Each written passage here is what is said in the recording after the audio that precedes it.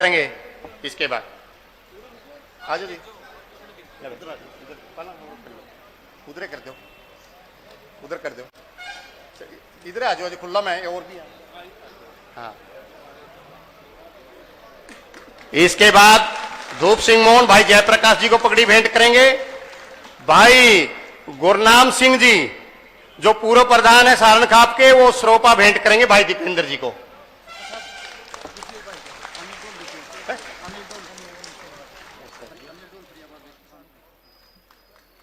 अनिल ढुल जी आए और जो किसान बैल की जो फोटो है वो भाई दीपेंद्र जी को भेंट करेंगे। अनिल ढुल जी, अनिल प्योदा, अनिल प्योदा,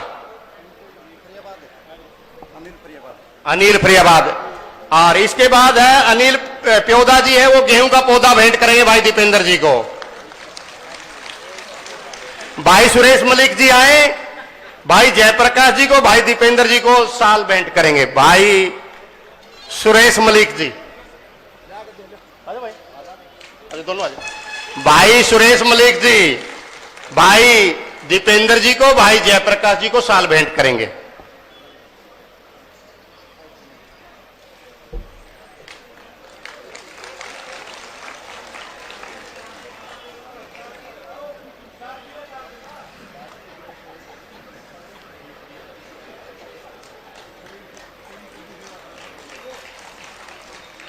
अब मैं आमंत्रित करूंगा भाई जयप्रकाश जी, जो आपके चहेते नेता हैं, आए और आज की सभा को संबोधित करें, मार्गदर्शन दें।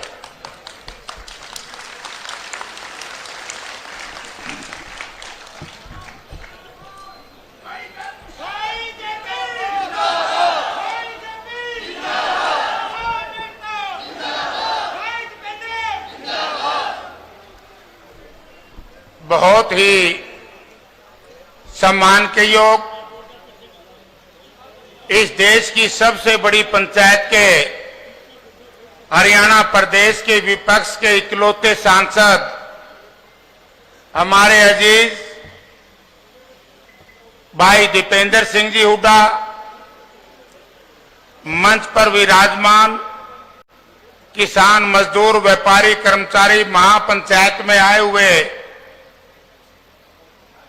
भाई दीपेंद्र सिंह के सहयोगी और हमारे वरिष्ठ नेता हैं भाई, सब सम्मानित मंच और इस इलाके के कोने कोने से आए हुए सम्मानित बुजुर्गों, नौजवान भाइयों, माताओं, बहनों और दुकानों में जहां तक भी मेरी आवाज सुनाई दे पा रही है, व्यापारी भाइयों और मजदूर साथियों, आज की ये महापंचायत ऐसी विशेष परिस्थितियों में बुलाई गई जब आपको सबको मालूम है कि पूरे भारतवर्ष का किसान, मजदूर, मझोला व्यापारी और हरियाणा प्रदेश का पीड़ित कर्मचारी इस भारत सरकार और प्रदेश की सरकार की गलत नीति की वजह से परेशान और दुखी है। तो आज हम सब साथियों ने एक महापंचायत बुलाने का निर्णय लिया। कई भाइयों के मन में तरह तरह की शंकाएं थी। कोई साथी कह रहे थे कि जयप्रकाश जी अभी तो किसानों की लड़ाई लड़ लें, इसका राजनीतिक लाभ किसी को ना मिले। बुजुर्गों और साथियों, मैं उन साथियों से कहना चाहता हूं और मैं आपको उस जमाने में, उस इतिहास में लेके जाना चाहता हूं जिसको हमारे बेटे विकास ने आपके सामने रखा। उन्होंने कहा कि किसान आंदोलन जंगे आजादी की लड़ाई से पहले 1907 में शुरू हुआ था, अंग्रेज का राज था और यही आज जिस तरीके से इस सरकार ने 3 किसान विरोधी काले कानून पास किए हैं, इसी तरीके से 1907 में अंग्रेज की सरकार ने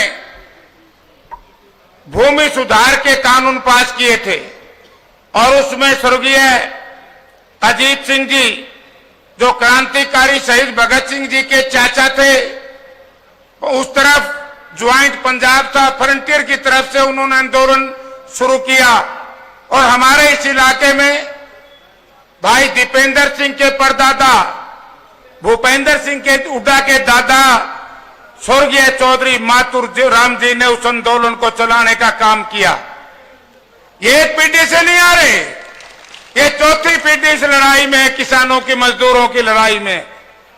तो मैं उन साथियों से कहना चाहता हूं जो किसी राजनीति के व्यापारियों वशीभूत होकर के हमारी इस एकता को तोड़ना चाहते हैं, जिनकी वजह से आज हरियाणा प्रदेश का हर नारी नर नारी किसान मजदूर व्यापारी दुखी और परेशान है। तो आज की लड़ाई नहीं है, यह 1907 में इनके दादा ने लड़ी और साथियों यह आंदोलन लंबा चलेगा। हमने देख लिया कि भारतवर्ष की केंद्र की सरकार की मनसा आप लोगों के प्रति ठीक नहीं है। और आंदोलन 7 महीने चला, अंग्रेज ने अल्टीमेटली देश को छोड़ करके जाना पड़ा और इनके परिवार ने यातनाएं सहन करनी पड़ी। दूसरा बड़ा किसान आंदोलन हुआ जो इस कलायत की धरती में भी लड़ा गया, लेकिन उसका हेड ऑफिस कंडेला था और इस प्रदेश का मुख्यमंत्री चौधरी ओम प्रकाश चौटाला थे। मैं बरवाड़ा से विधानसभा का सदस्य था, चौधरी भूपेंद्र सिंह हुड्डा विधानसभा के सदस्य भी थे और कांग्रेस पार्टी के अध्यक्ष थे। जब 2002 में ओम प्रकाश चौटाला की जाबर पुलिस ने हमारे 9 किसानों को गोलियों से मारने का काम किया और ओम प्रकाश चौटाला की यही हठधर्मी थी जो आज इस प्रधानमंत्री की है। ओम प्रकाश जी मुख्यमंत्री थे और तत्कालीन डीजीपी महेंद्र सिंह मलिक को आदेश दिए कि आप जाइए कंडाला, जो जींद कंडाला की सड़क है उसको खाली कराइए। बहुत बड़ी बजरा एक आई थी लड़ाई के लिए, पुलिस रखती है बजरा, वहन बोलते हैं, दंगा करस्तवान।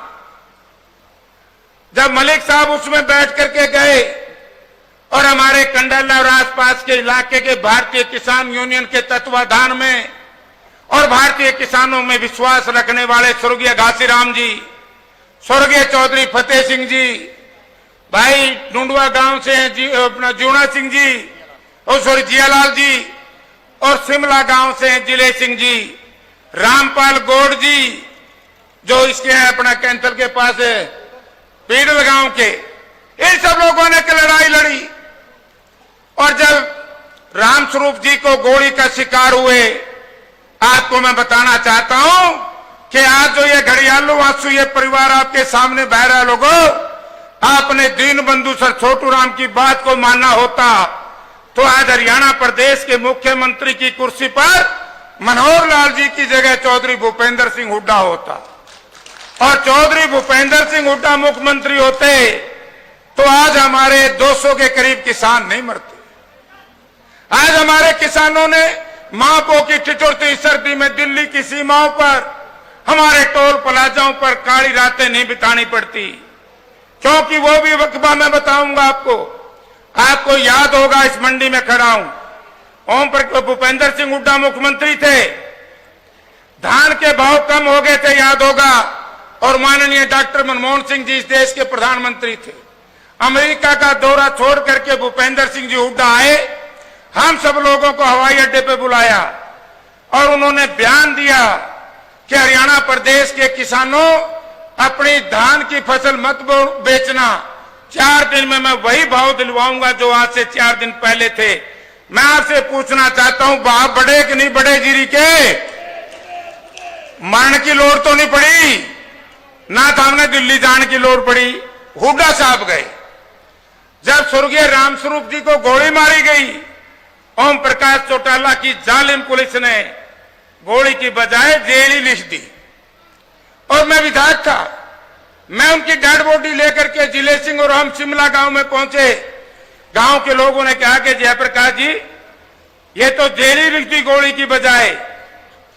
तब हमने चौधरी भूपेंद्र सिंह हुड्डा से कहा, कांग्रेस पार्टी के अध्यक्ष थे, हुड्डा साहब याद होगा इस इलाके के लोगों को शिमला गांव में आए थे और दोबारा से लाश का पोस्टमार्टम करवाया और कैथल के सिविल अस्पताल में कहा कि ये गोली नहीं लगी है, जेल ही नहीं लगी है। इनकी मौत का कारण पुलिस की गोली है, पुलिस की गोली। तो साथियों, दीनबंधु सर छोटू राम ने कहा था कि है भोले किसान मेरी दो बात मान ले, बोलना ले सीख, दुश्मन पहचान ले। आप लोगों ने दुश्मन को छोड़ दिया। एक वो होता नहीं, सांप का बच्चा ना छोटा ना बड़ा, अच्छा कोई नहीं, डंक सारे मारे। तो हमने सांप के छोटे छोटे बच्चे पाल दिए तो नुकसान हुआ। आज ओम प्रकाश चौटाला का परिवार अपने आप को कैसे साबित कर सकता है मैं हरियाणा प्रदेश के किसान और मजदूर की सेवा करूंगा? कंडला कांड कोई भूल सकता है क्या? आज ओम प्रकाश चौटाला और उसके दोनों बेटों के हाथ में हमारे उस नौ किसानों के खून के धब्बों से भरे हैं, जिसको ओम प्रकाश चौटाला की जालिम पुलिस ने गोलियों से मरवाने का काम किया था। आज वो भाई आकर के कहे कि भूपेंद्र सिंह हुड्डा भारतीय जनता पार्टी के दलाल है। उनको ये ज्ञान नहीं है कि भूपेंद्र सिंह हुड्डा का परिवार दलाली करता तो मित्रों, अंग्रेज ने स्वर्गीय मातूराम जी को जो सजा दी थी और 1931 में महात्मा गांधी इनके घर पर आए थे, क्या वो शहीदी परिवार, वो स्वतंत्रता सेनानी परिवार, जिस परिवार ने किसान को, मजदूर को, गरीब को, हरिजन को अपने गले लगाने का काम किया, वो इस तरह का घिनौना कार्य कर सकता है? अगर ये काम किसी ने किया है, ये काम किया है तो उनके परिवार ने किया है। आज बार बार हमारे बीच में आके कहते, मैं सुनता हूं अखबार में, रेडियो पे, कि हम देवीलाल की नीतियों को मानेंगे। हम भी चौधरी देवीलाल के साथ रहे थे। जब हमें देखा कि कहीं न कहीं गड़बड़ है, चौधरी देवीलाल जब तक किसान मजदूर की लड़ाई लड़ी, हम लोगों ने साथ दिया। लेकिन जब हमें यह पता लगा कि हमारी शहादत के ऊपर, हमारी मेहनत के ऊपर चौधरी देवीलाल ने अपने आवारा किस्म के पोतों को आगे लाने का काम शुरू किया, तब मैंने और मेरे साथियों ने बगावत शुरू कर दी। आज वो लोग कहते हैं, आज अजय सिंह का हाथ खुलवाओगे तो अमीर सिंह के खून के धब्बे इनके हाथ पर आपको दिखाई देंगे। आज अभय सिंह के हाथ खुलवाओगे, मैं अभय सिंह को भी आपके माध्यम से कहना चाहता हूं कि अभय सिंह ऐसी ओछी भाषा का इस्तेमाल मत करिए, वरना जयप्रकाश ने जुबान खोल दी तो मामला बहुत बिगड़ जाएगा और इस परिवार को जनता बढ़ने नहीं देगी। आप राजनीति करिए, कोई मुझे तकलीफ नहीं, लेकिन जो व्यक्ति इस प्रदेश के किसान, मजदूर, व्यापारी, कर्मचारी की लड़ाई लड़ रहा है और उसको दलाल की बात कही जाए, यह वह कति स्वीकार नहीं है। नहीं है ना?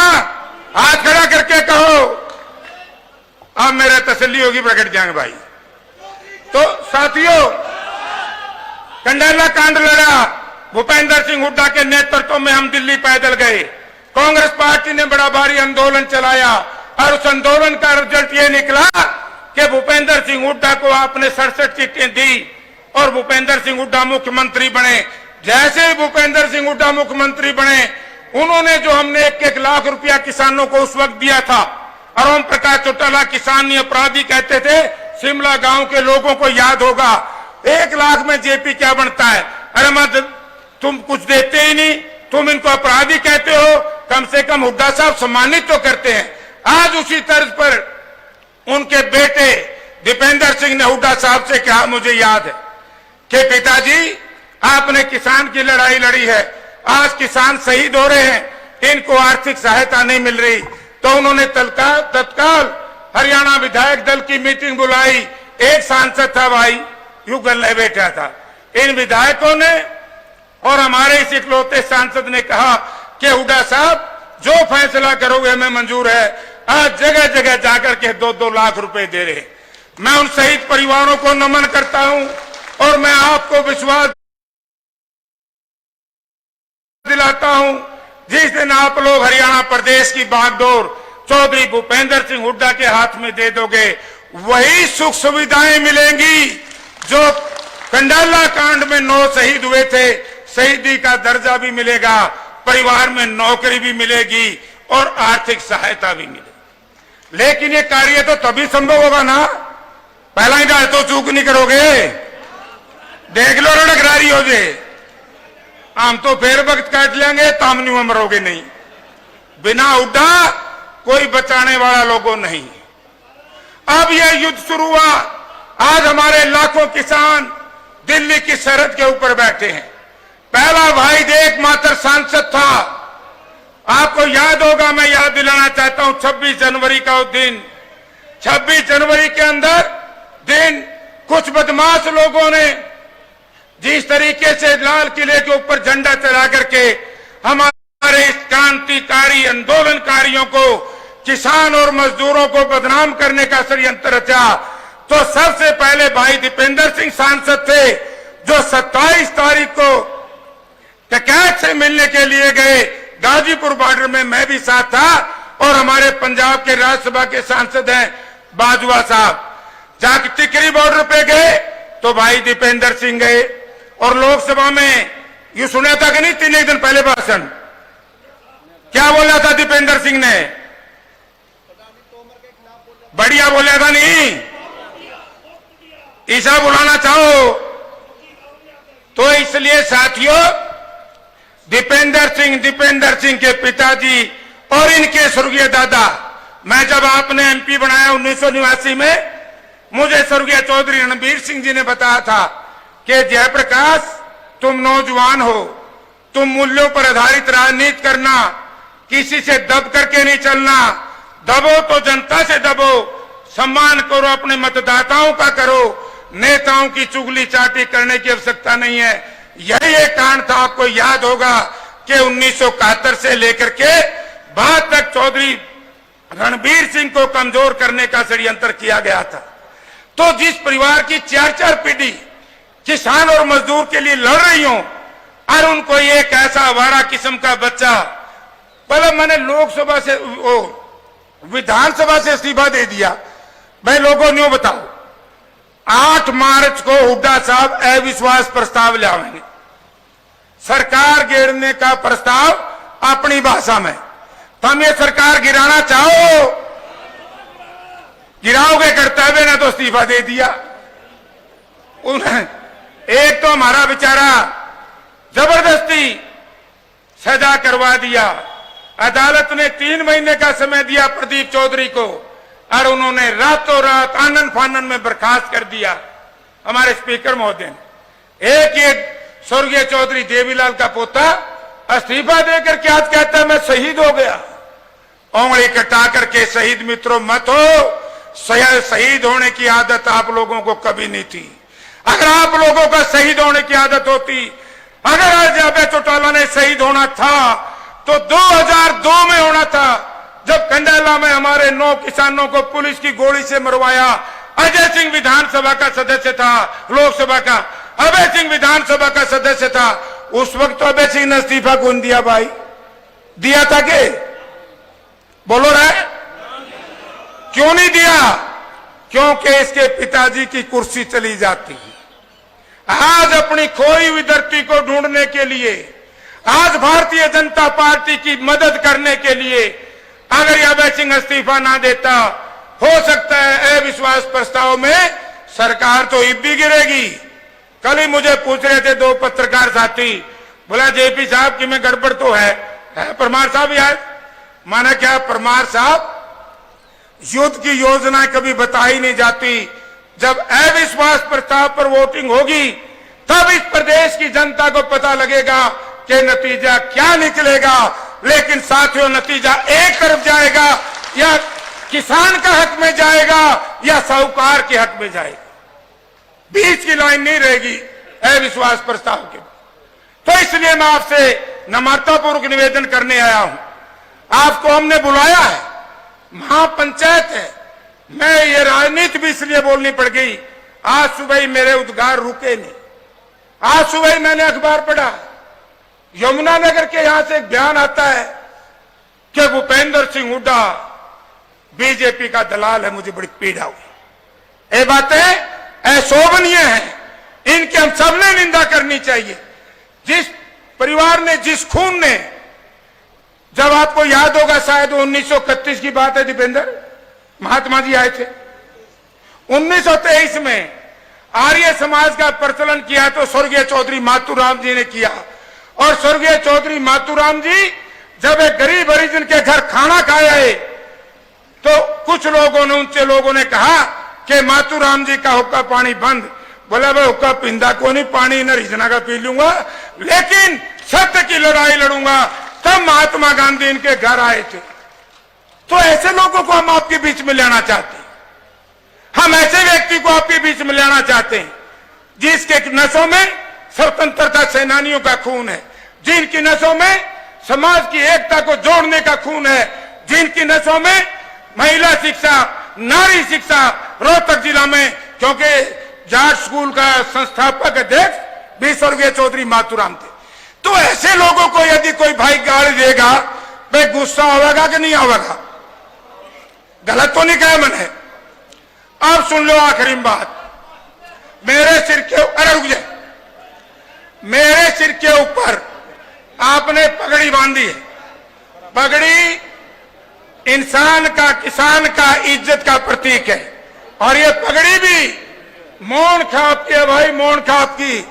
मैं पूरे इलाके की सरदारी को कहना चाहता हूं, जयप्रकाश की नसों में जब तक खून का आखिरी कतरा रहेगा, इस प्रधान सुखबीर सिंह जी आपकी खाप की सम्मानित पगड़ी को अपमानित ना होने दिया और ना होने दूंगा, चाहे बड़ी से बड़ी ताकत से, बड़ी से बड़ी शक्ति से मुझे लड़ना क्यों न पड़ जाए।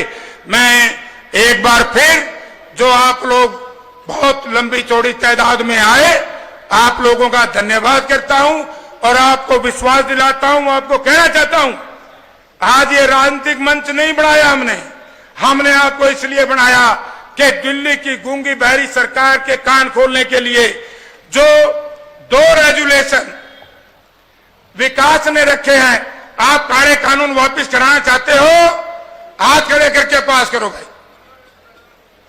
पास मान लिए। जो हमारे बच्चे अपने इलाके के कसान गांव के एमपी साहब, 3 कसान गांव के छोटे छोटे बच्चे, हमने जेल भी गए, तिहाड़ जेल में विकास को मैंने भेजा, आज वो निर्दोष है, लाल किला की तरफ गए ही नहीं।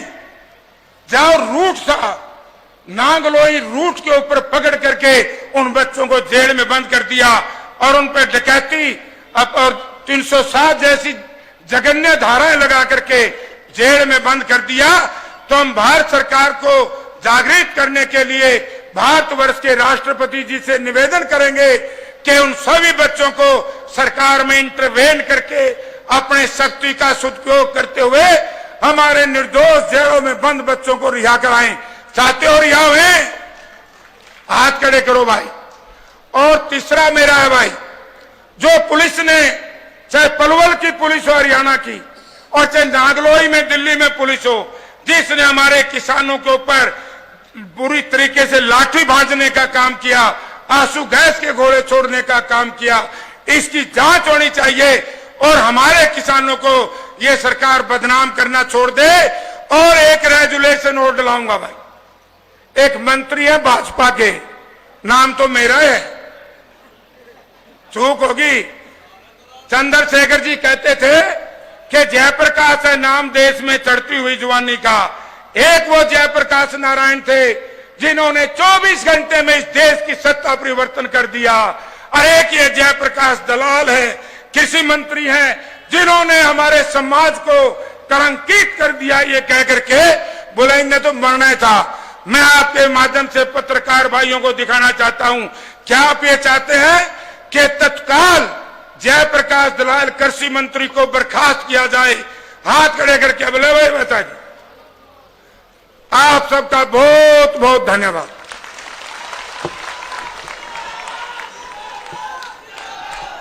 अब मैं आमंत्रित करूंगा भाई दीपेंद्र जी हुड्डा, राज्यसभा सांसद, युवा नेता, आए और अपने विचार रखें। 2 नारे लगाए भाई।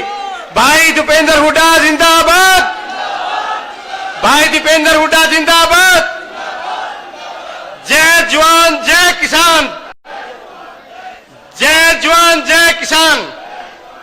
भाई दीपेंद्र। राम राम जी सबको, राम राम, राम राम जी।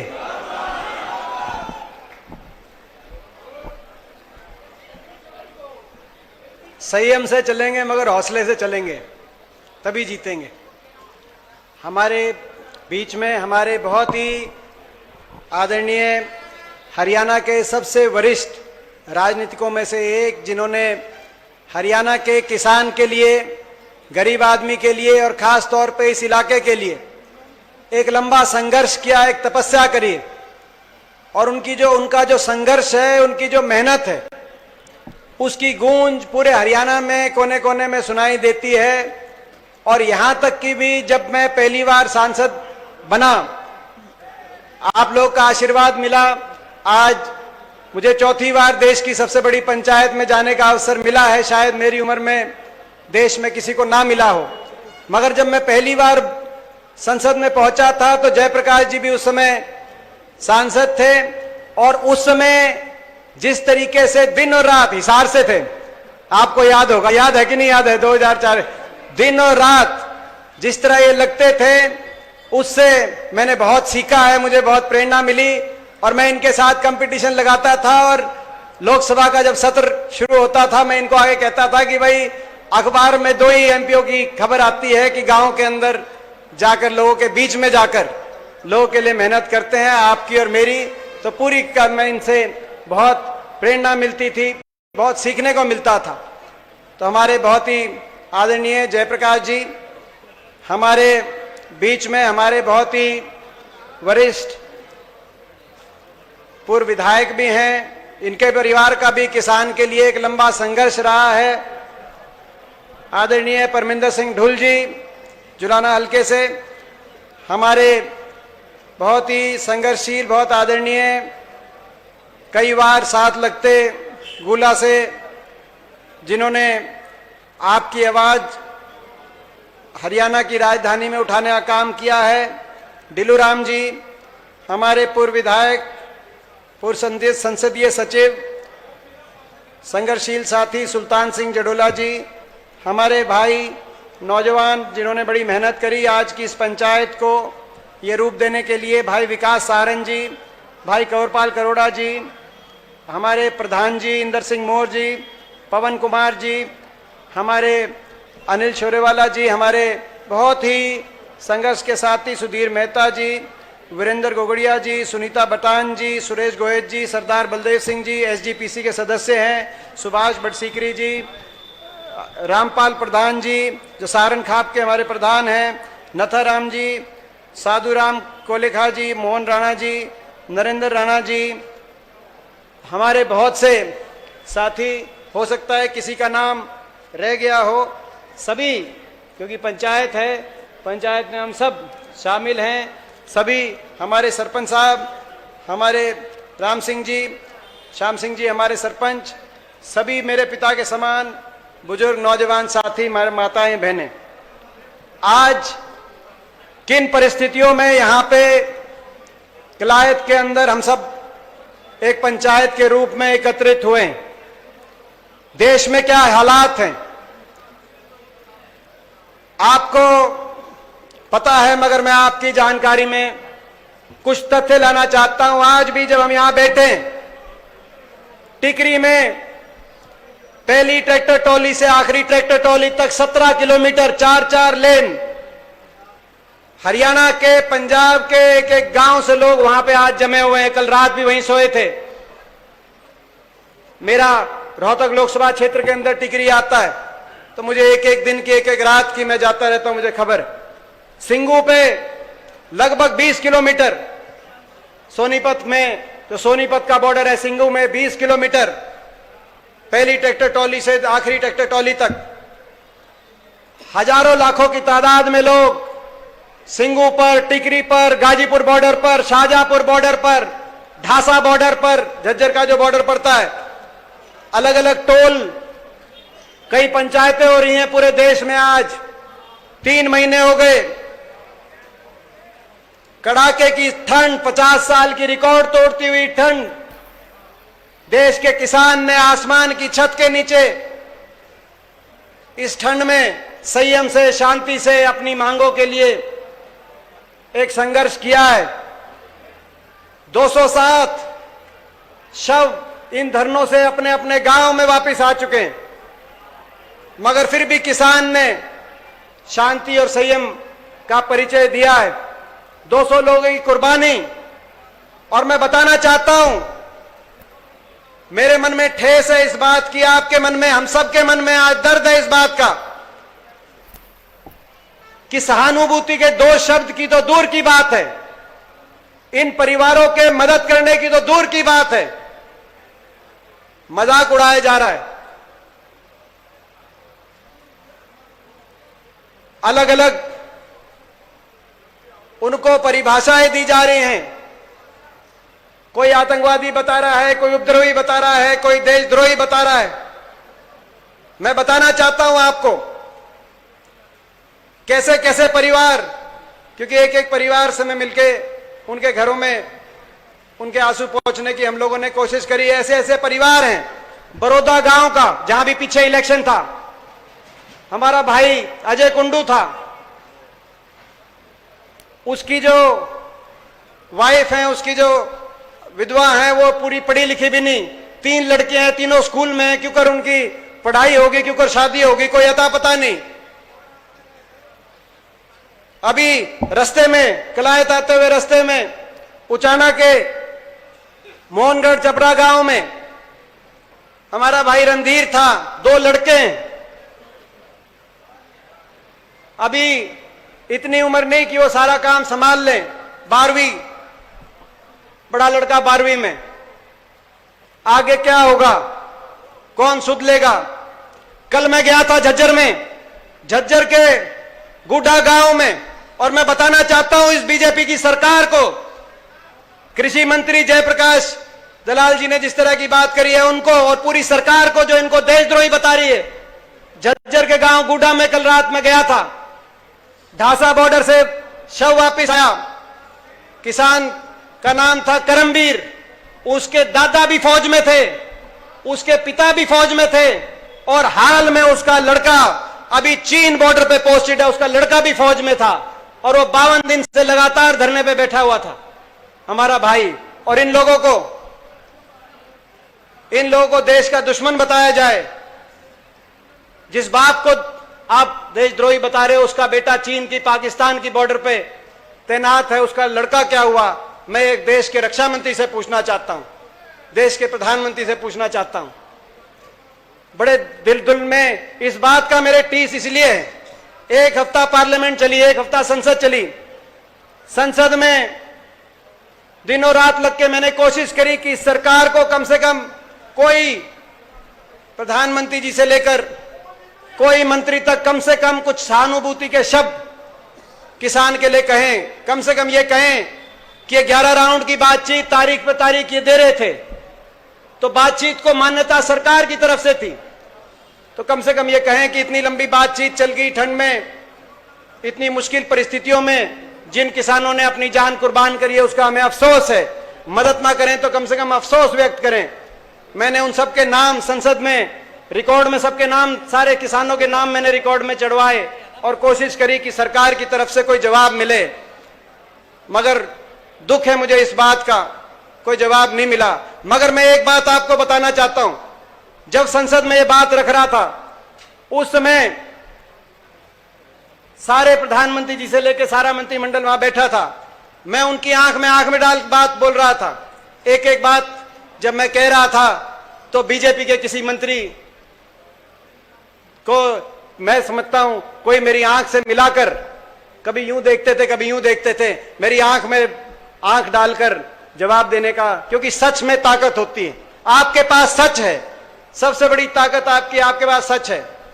मैं एक और बात कहना चाहता हूं, इस परिस्थिति में हम कैसे पहुंचे।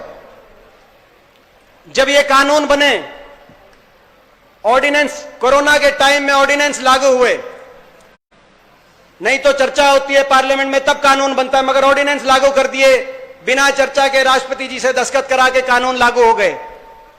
जब कानून लागू हुए तो पंजाब में आंदोलन शुरू हो गया।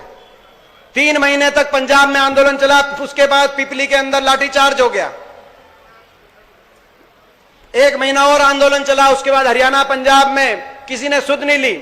उसके बाद किसान चला था पंजाब में, हरियाणा से होते हुए किसान रामलीला ग्राउंड के लिए चला था। आज कुछ मीडिया के साथी कहते हैं आज पार्लियामेंट में भाजपा के सांसद कह रहे थे कि इन्होंने रास्ते जाम कर लिए दिल्ली के। ये दिल्ली के रास्ते जाम करने नहीं चले थे, ये तो रामलीला ग्राउंड के लिए चले थे। उसी रामलीला ग्राउंड के लिए चले थे जिस रामलीला ग्राउंड में सारे राजनीतिक दल अपने प्रोग्राम करते हैं, जिसमें बीजेपी इन 3 कानूनों के हक में प्रोग्राम करती है, जिसमें हर राजनीतिक दल को अधिकार है। और देश के इतिहास में सरकार के विरोध में बड़े बड़े आंदोलन जिस रामलीला ग्राउंड में हुए, चाहे जयप्रकाश नारायण आंदोलन की बात हो, चाहे अन्ना आंदोलन की बात हो, तो क्या किसान का हक नहीं था वहां जाने का? मगर दुख की बात यह, जो किस पंजाब से चला तो हरियाणा में जैसे पड़ा, हरियाणा की सरकार ने उस किसान के ऊपर हर तरह का कहर बरसाने का काम किया। सड़कें खोद दी, पहली बार सुना, मैं गलत तो नहीं कह रहा, सड़कें खोदी थी कि नहीं खोदी थी? सड़कें खोद दी, कहीं लाठीचार्ज, कहीं आंसू गैस के गोले। अरे किसान की आंख में आंसू थे, आंसू गैस के गोलों से आप उसको कहां डराने वाले थे? पानी की बौछार, भूल गए थे कि पानी की बौछार से वापस नहीं जाने वाले। ये किसान के रगों में वही खून है जो दुश्मन के गोलों के आगे भी अपनी छाती अड़ा के पीछे नहीं हटता, वहां खड़ा है। तो आप आंसू गैस के गोलों से इनको कहां रोकने वाले थे? मगर कहर बरसा दिया, जबकि हरियाणा में रुकने का कोई प्लान नहीं था। खट्टर सरकार ने जिस तरीके से, और उसके बाद बॉर्डर्स पे रोक दिया, किसान अपनी मर्जी से बॉर्डर पे नहीं रुके, आपने वहां पे रुकवाया। 26 जनवरी को जो हुआ, हम उसकी निंदा करते हैं। अगर किसी ने भी कोई भी उपद्रव में शामिल है, उसकी हम भी निंदा करते हैं। कोई दोषी है, उसके खिलाफ कार्रवाई हो। किसान संगठनों ने भी उससे अपने आप को अलग किया और कहा कि ये आंदोलन में शामिल लोग नहीं हैं। लोग, तरह तरह के लोगों के नाम सामने आए, ऐसे ऐसे लोगों के नाम आए जो किसी राजनीतिक दल से संबंधित हैं, किसी के राजनीतिक दल से उनके उम्मीदवारों के लोकसभा में एजेंट थे, ऐसे लोगों के नाम सामने आए। मगर हमने कहा कि निष्पक्ष जांच हो, स्तरीय जांच हो, कोई दोषी हो तो कार्रवाई हो। मगर उस वजह से उसकी आड़ में पूरे आंदोलन को गलत नाम देना, पूरी देश की मीडिया को लगा देना और निर्दोषों के खिलाफ मुकदमे दर्ज करना, चाहे किसान हो चाहे पत्रकार हो, उनको निशाने में बनाना, यह ठीक नहीं है। इससे सरकार की नीयत दिखाई देती है। मगर आपने देखा उसके बाद सरकार ने किस तरह की कार्रवाई करी, जिसको लेके आपको, हमको में बहुत रोष है। मैं एक बात और आपको कहना चाहता हूं, आपके बेटे होने के नाते एक बात कहना चाहता हूं।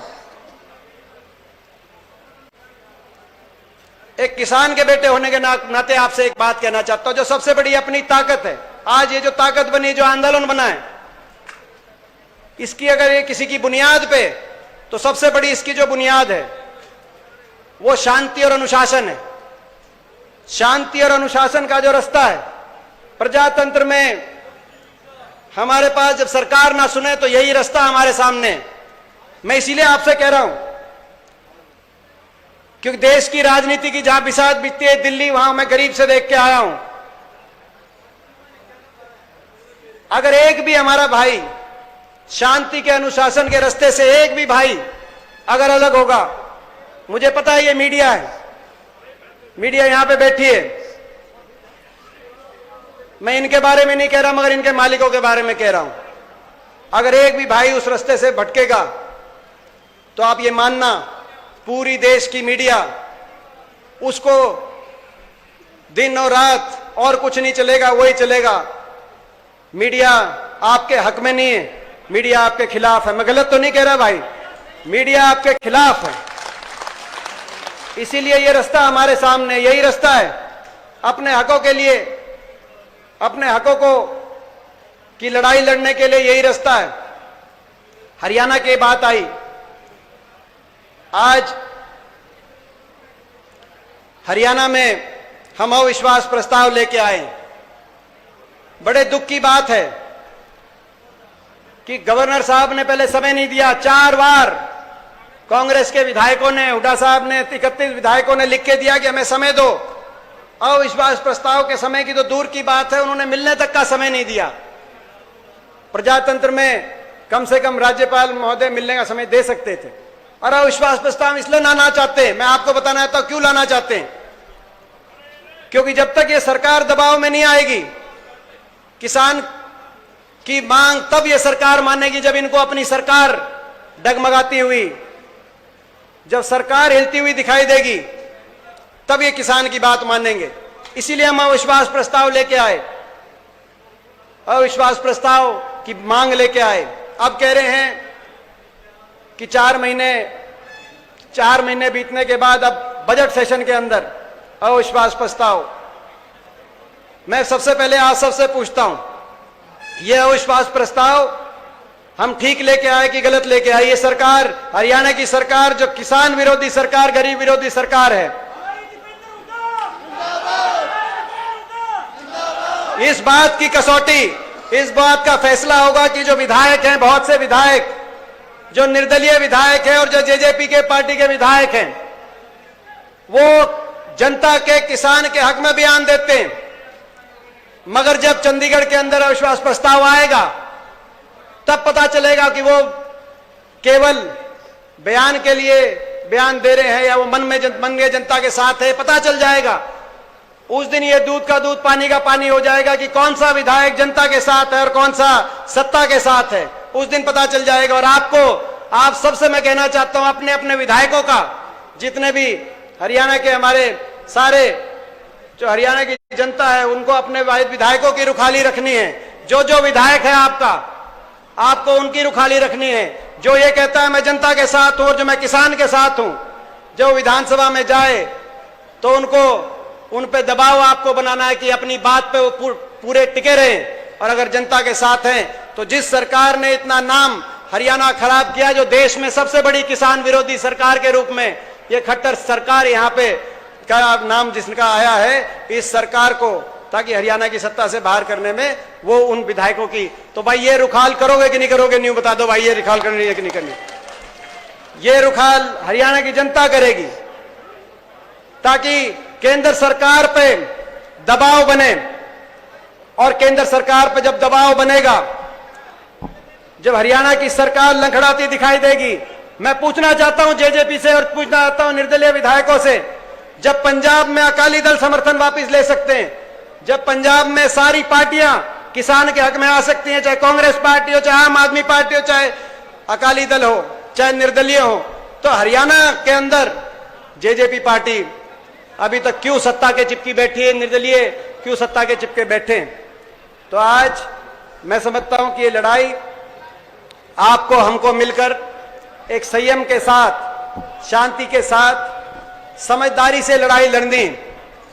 मैं अपने भाई विकास को बहुत बहुत शुभकामनाएं देता हूं। उन्होंने बड़ी मेहनत करी आज के इस कार्यक्रम को आयोजन करने में। हम सब, हमारा पूरा समर्थन, पूर्ण समर्थन, हर तरीके का सहयोग अपने किसान भाइयों के साथ रहे। आप लोग का है, हम लोग का रहे। आगे हमें इसी रास्ते पे चढ़ना है ताकि हमारी ताकत मजबूत बने। मैं इन्हीं शब्दों के साथ एक बार फिर 3 नारों के साथ अपनी बात खत्म करता हूं। उस नारे में आप सब शामिल होंगे।